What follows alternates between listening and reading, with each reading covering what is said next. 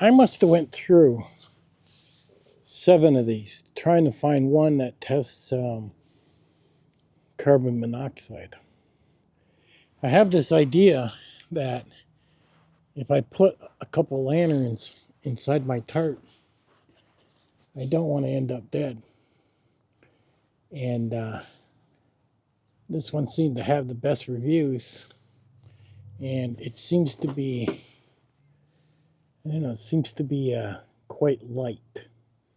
Made in China, though. Everything's made in China, guys. So it does come with a pretty beefy manual with a few different languages, and it comes with this case, which is nice. Comes with a USB charging cable, which is a decent length. Came with this clip hook, and this is how it looks. It has a power switch, a light switch so you can turn the light on. Has some other buttons here in the charging thing. And from what I'm reading, you're supposed to be able to set what the minimum and maximum of what you want. I'm going to put it by the exhaust of my truck and see if it actually goes off. The display, it's kind of hard to see. It's at like an 8, a 10. So let's go down here. Went off at like 30. Look at that. I'm at 1,000.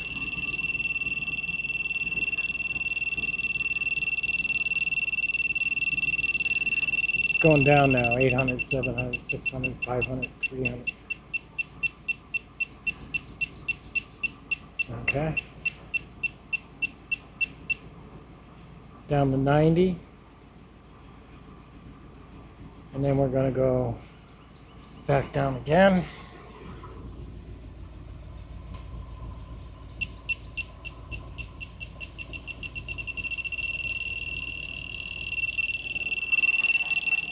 So as you can see, this thing looks pretty good. Now it talks about carbon monoxide. 35 ppm creates a headache and dizziness within 6 to 8 hours. So that's pretty safe. 50 ppm, OSHA allows for maximum exposure concentration for workers over 8 hours. So OSHA says that at 50 ppm, you're pretty good. 100 ppm, slight headaches in 2 to 3 hours. 200 ppm, slight headache within 2 to 3 hours and loss of judgment. 400, frontal headache within 1 to 2 hours. 800, dizziness, nausea, convulsions within 45 minutes. I was hitting 1,000 by putting that on the back of my truck. Now, from what I'm seeing here, it says I can set when it goes off. And it says available alarm values are 24, 50, 100, 200, 500 ppm. And that's basically giving me instructions on how to do it. And the next page obviously tells you what levels do what.